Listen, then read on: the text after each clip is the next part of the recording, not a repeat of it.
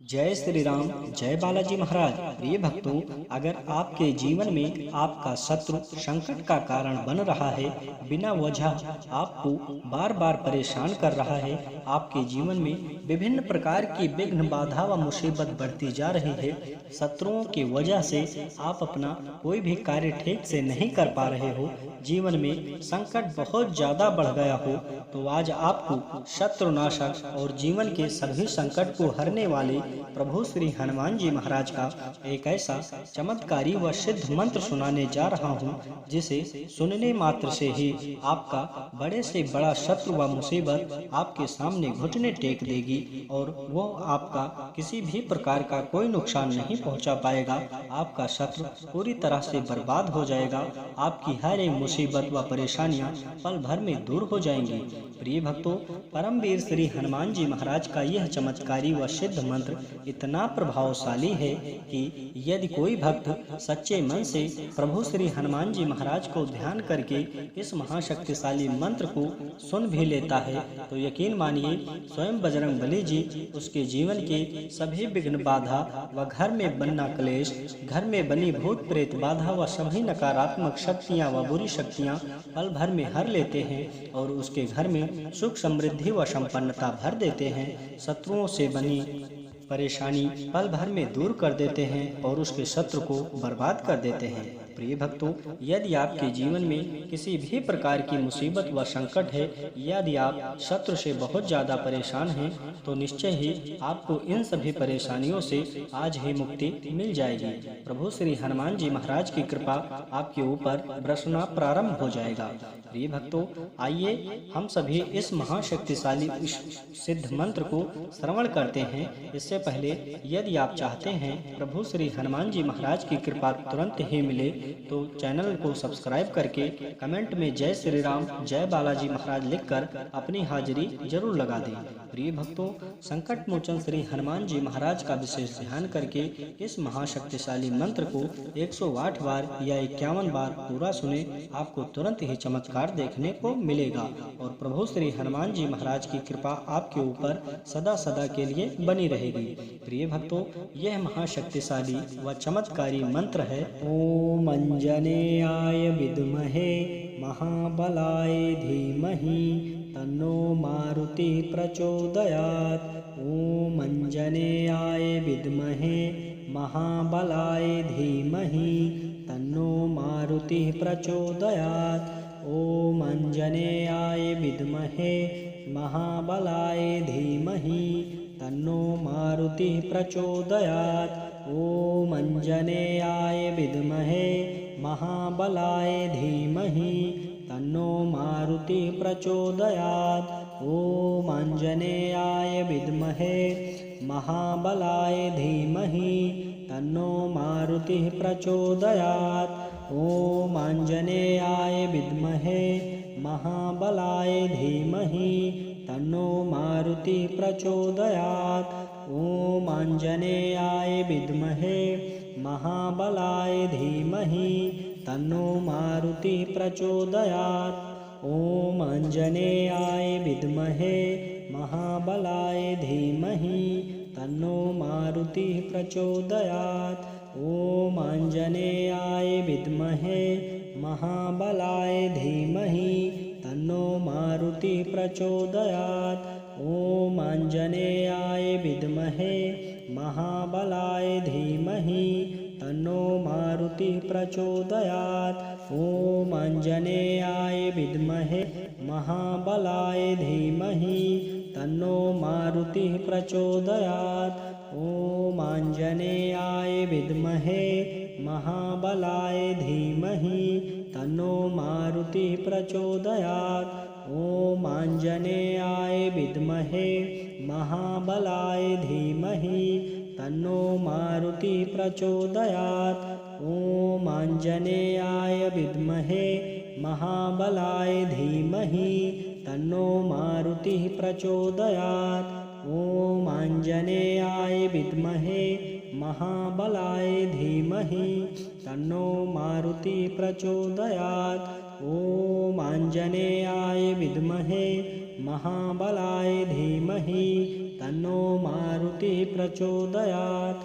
ॐ आञ्जनेयाय विद्महे महाबलाय धीमहि तन्नो मारुतिः प्रचोदयात्। ॐ आञ्जनेयाय विद्महे महाबलाय धीमहि तन्नो मारुतिः प्रचोदयात्। ॐ आञ्जनेयाय विद्महे महाबलाय धीमहि तन्नो मारुतिः प्रचोदयात्। ॐ आञ्जनेयाय विद्महे महाबलाय धीमहि तन्नो मारुतिः प्रचोदयात्। ॐ आञ्जनेयाय विद्महे महाबलाय धीमहि तन्नो मारुतिः प्रचोदयात्। ॐ आञ्जनेयाय विद्महे महाबलाय धीमहि तन्नो मारुतिः प्रचोदयात्। ॐ आञ्जनेयाय विद्महे महाबलाय धीमहि तन्नो मारुतिः प्रचोदयात्। ॐ आञ्जनेयाय विद्महे महाबलाय धीमहि तन्नो मारुतिः प्रचोदयात्। ॐ आञ्जनेयाय विद्महे महाबलाय धीमहि तन्नो मारुतिः प्रचोदयात्। ॐ आञ्जनेयाय विद्महे महाबलाय धीमहि तन्नो मारुतिः प्रचोदयात्। ॐ आञ्जनेयाय विद्महे महाबलाय धीमहि तन्नो मारुतिः प्रचोदयात्। ॐ आञ्जनेयाय विद्महे महाबलाय धीमहि तन्नो मारुतिः प्रचोदयात्। ॐ आञ्जनेयाय विद्महे महाबलाय धीमहि तन्नो मारुतिः प्रचोदयात्। ॐ आञ्जनेयाय विद्महे महाबलाय धीमहि तन्नो मारुतिः प्रचोदयात्। ॐ आञ्जनेयाय विद्महे महाबलाय धीमहि तन्नो मारुतिः प्रचोदयात्। ॐ आञ्जनेयाय विद्महे महाबलाय धीमहि तन्नो मारुतिः प्रचोदयात्। ॐ आञ्जनेयाय विद्महे महाबलाय धीमहि तन्नो मारुतिः प्रचोदयात्। ॐ आञ्जनेयाय विद्महे महाबलाय धीमहि तन्नो मारुतिः प्रचोदयात्। ॐ आञ्जनेयाय विद्महे महाबलाय धीमहि तन्नो मारुतिः प्रचोदयात्। ॐ आञ्जनेयाय विद्महे महाबलाय धीमहि तन्नो मारुतिः प्रचोदयात्। ॐ आञ्जनेयाय विद्महे महाबलाय धीमहि तन्नो मारुतिः प्रचोदयात्। ॐ आञ्जनेयाय विद्महे महाबलाय धीमहि तन्नो मारुतिः प्रचोदयात्। ॐ आञ्जनेयाय विद्महे महाबलाय धीमहि तन्नो मारुतिः प्रचोदयात्। ॐ आञ्जनेयाय विद्महे महाबलाय धीमहि तन्नो मारुतिः प्रचोदयात्। ॐ आञ्जनेयाय विद्महे महाबलाय धीमहि तन्नो मारुतिः प्रचोदयात्। ॐ आञ्जनेयाय विद्महे महाबलाय धीमहि तन्नो मारुतिः प्रचोदयात्। ॐ आञ्जनेयाय विद्महे महाबलाय धीमहि तन्नो मारुतिः प्रचोदयात्। ॐ आञ्जनेयाय विद्महे महाबलाय धीमहि तन्नो मारुतिः प्रचोदयात्। ॐ आञ्जनेयाय विद्महे महाबलाय धीमहि तन्नो मारुतिः प्रचोदयात्। ॐ आञ्जनेयाय विद्महे महाबलाय धीमहि तन्नो मारुतिः प्रचोदयात्। ॐ आञ्जनेयाय विद्महे महाबलाय धीमहि तन्नो मारुतिः प्रचोदयात्। ॐ आञ्जनेयाय विद्महे महाबलाय धीमहि तन्नो मारुतिः प्रचोदयात्। ॐ आञ्जनेयाय विद्महे महाबलाय धीमहि तन्नो मारुति प्रचोदयात्। ॐ आञ्जनेयाय विद्महे महाबलाय धीमहि तन्नो मारुति प्रचोदयात्। ॐ आञ्जनेयाय विद्महे महाबलाय धीमहि तन्नो मारुति प्रचोदयात्। ॐ आञ्जनेयाय विद्महे महाबलाय धीमहि तन्नो मारुति प्रचोदयात्। ॐ आञ्जनेयाय विद्महे महाबलाय धीमहि तन्नो मारुति प्रचोदयात्। ॐ आञ्जनेयाय विद्महे महाबलाय धीमहि तन्नो मारुति प्रचोदयात्। ॐ आञ्जनेयाय विद्महे महाबलाय धीमहि तन्नो मारुति प्रचोदयात्।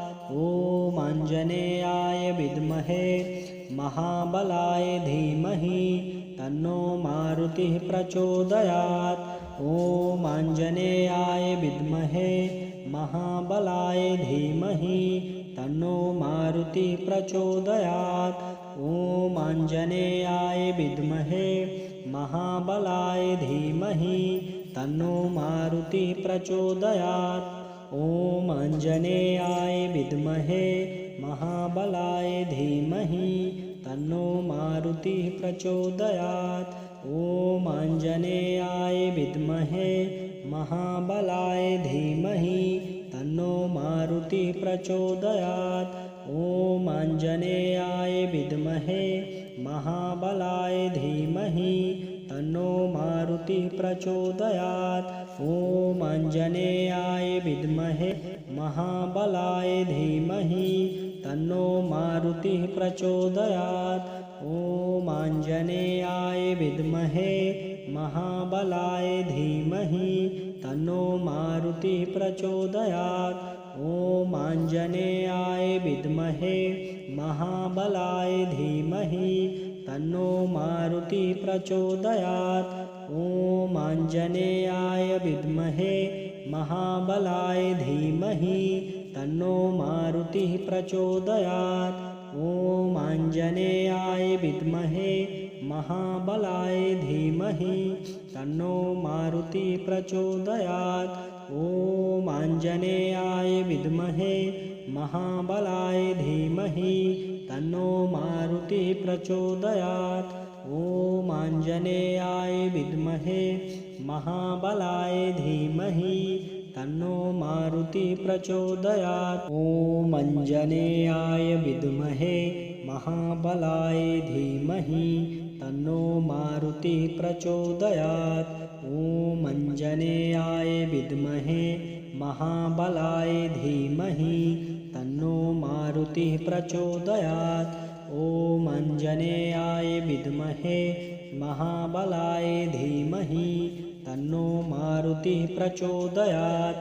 ॐ आञ्जनेयाय विद्महे महाबलाय धीमहि तन्नो मारुति प्रचोदयात्।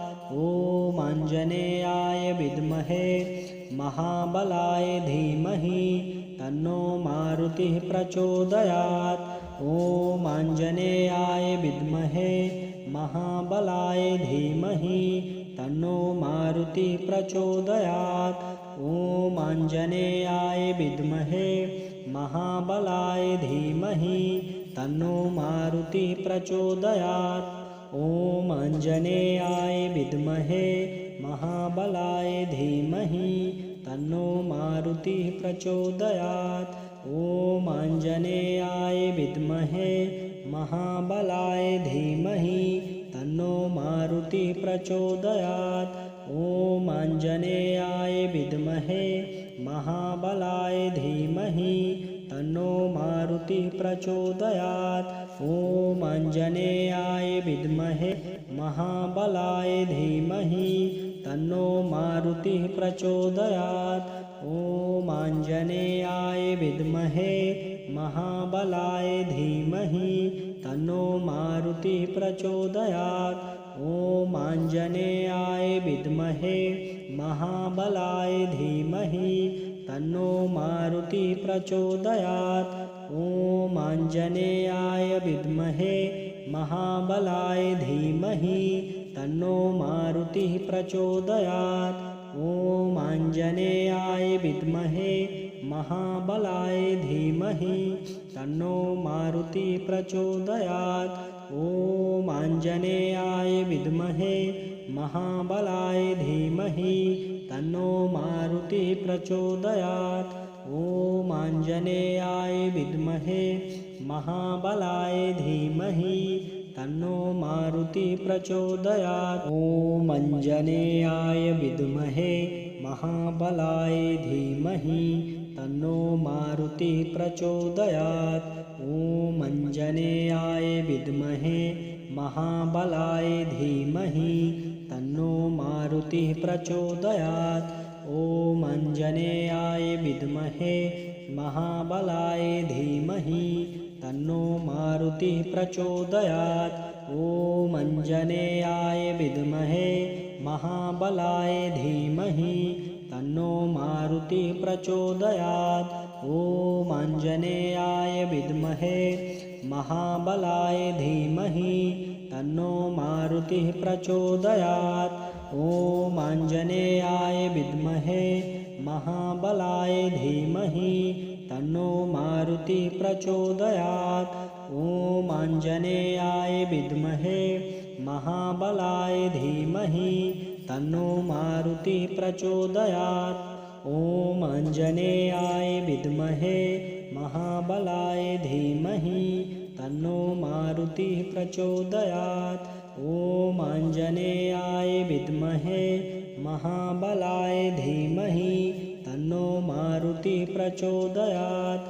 ॐ आञ्जनेयाय विद्महे महाबलाय धीमहि तन्नो मारुतिः प्रचोदयात्।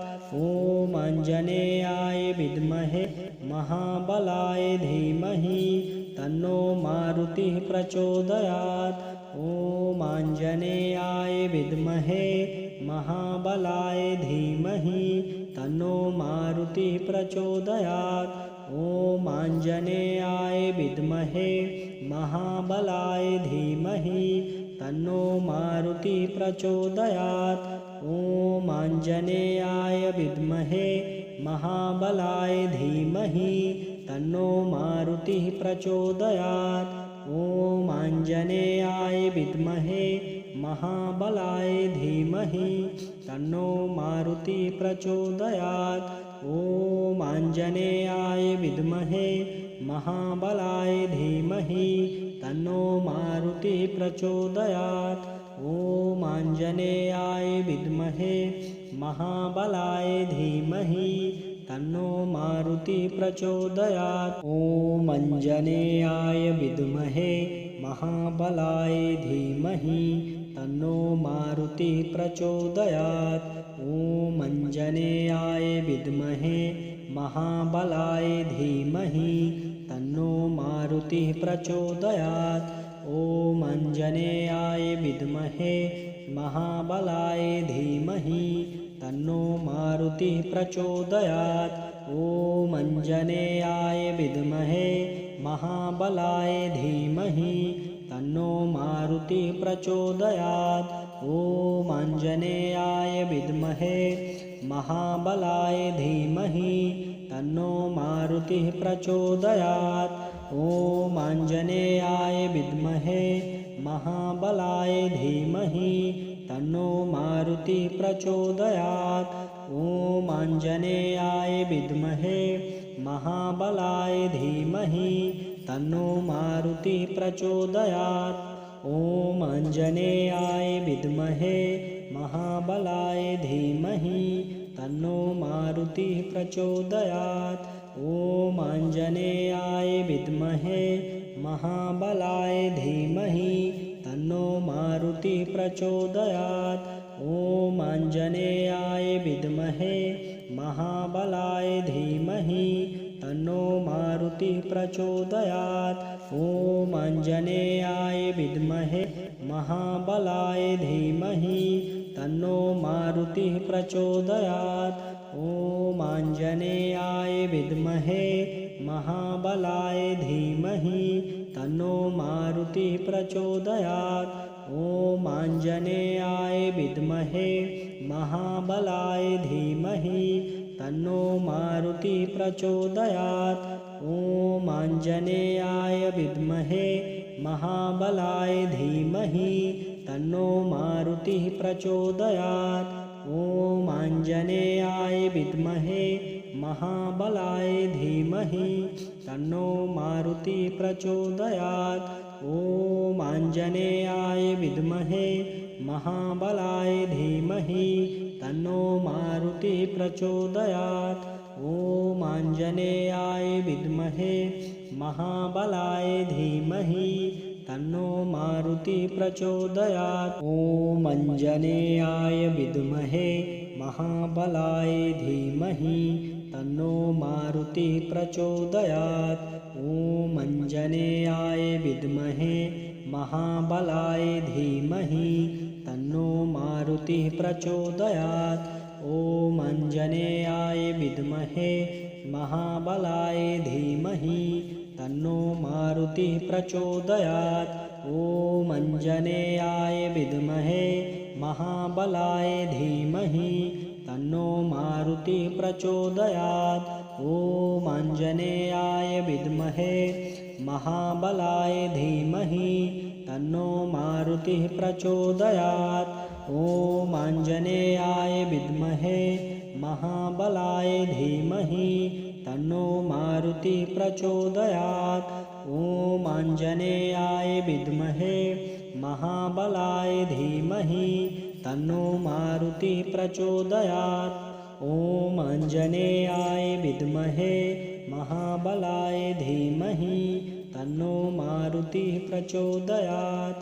ॐ आञ्जनेयाय विद्महे महाबलाय धीमहि तन्नो मारुतिः प्रचोदयात्। ॐ आञ्जनेयाय विद्महे महाबलाय धीमहि तन्नो मारुतिः प्रचोदयात्। ॐ आञ्जनेयाय विद्महे महाबलाय धीमहि तन्नो मारुतिः प्रचोदयात्। ॐ आञ्जनेयाय विद्महे महाबलाय धीमहि तन्नो मारुतिः प्रचोदयात्। ॐ आञ्जनेयाय विद्महे महाबलाय धीमहि तन्नो मारुतिः प्रचोदयात्।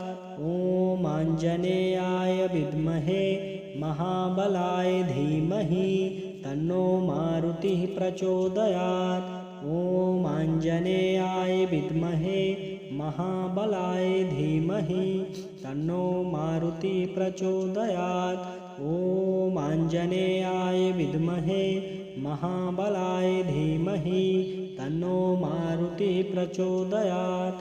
ॐ आञ्जनेयाय विद्महे महाबलाय धीमहि तन्नो मारुतिः प्रचोदयात्। ॐ आञ्जनेयाय विद्महे महाबलाय धीमहि तन्नो मारुतिः प्रचोदयात्। ॐ आञ्जनेयाय विद्महे महाबलाय धीमहि तन्नो मारुतिः प्रचोदयात्।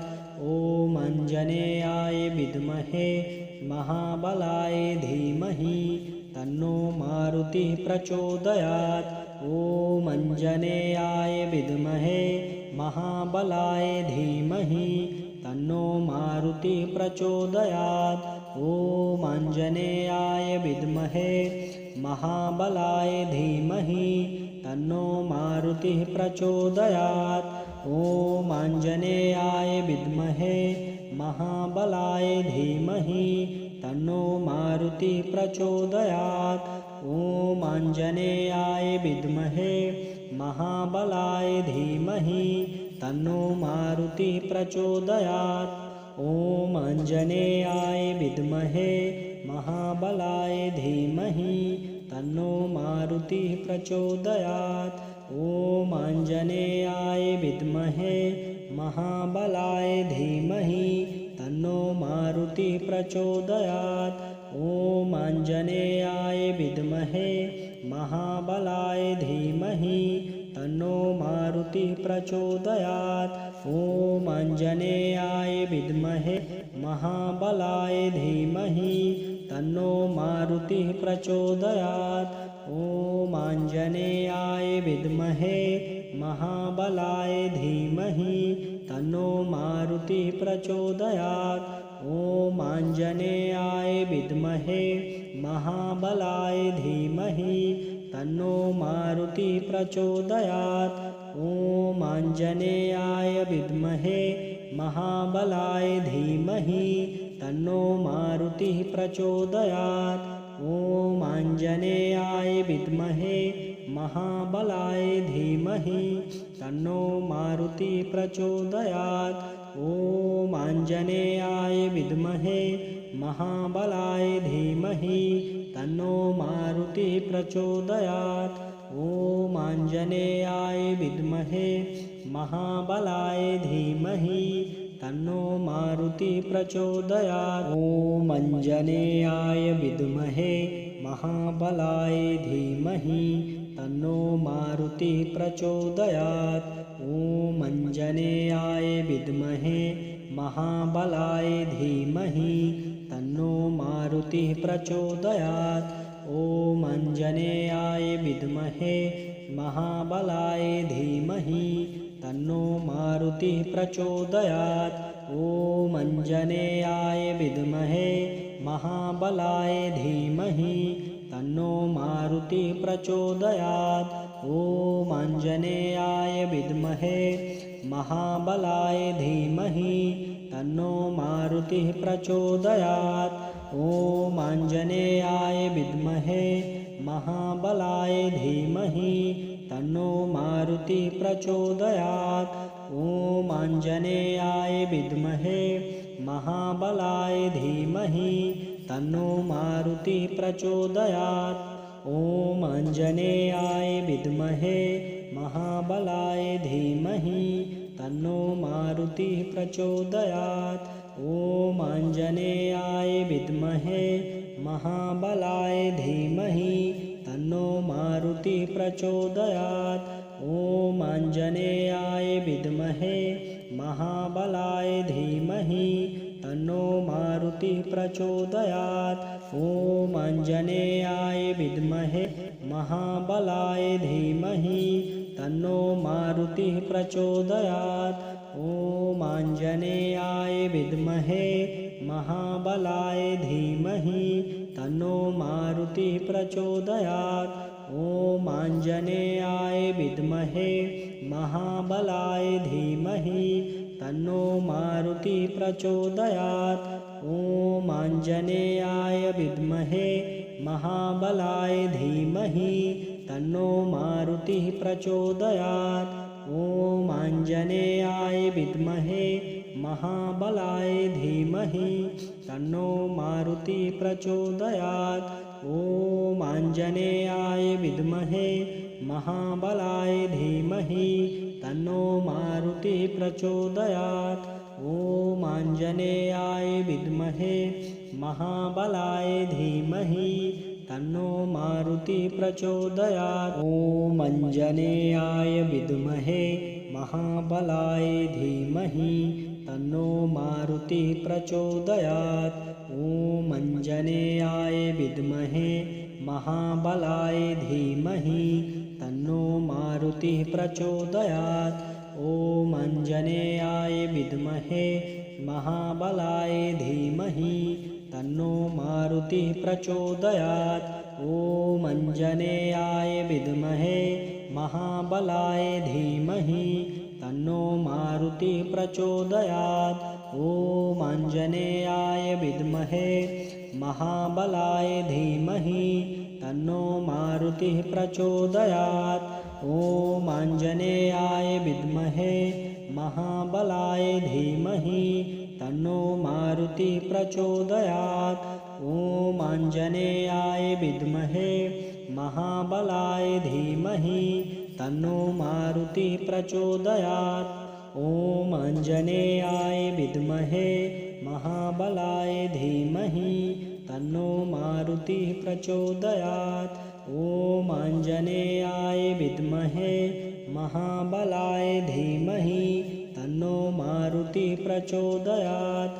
ॐ आञ्जनेयाय विद्महे महाबलाय धीमहि तन्नो मारुतिः प्रचोदयात्। ॐ आञ्जनेयाय विद्महे महाबलाय धीमहि तन्नो मारुतिः प्रचोदयात्।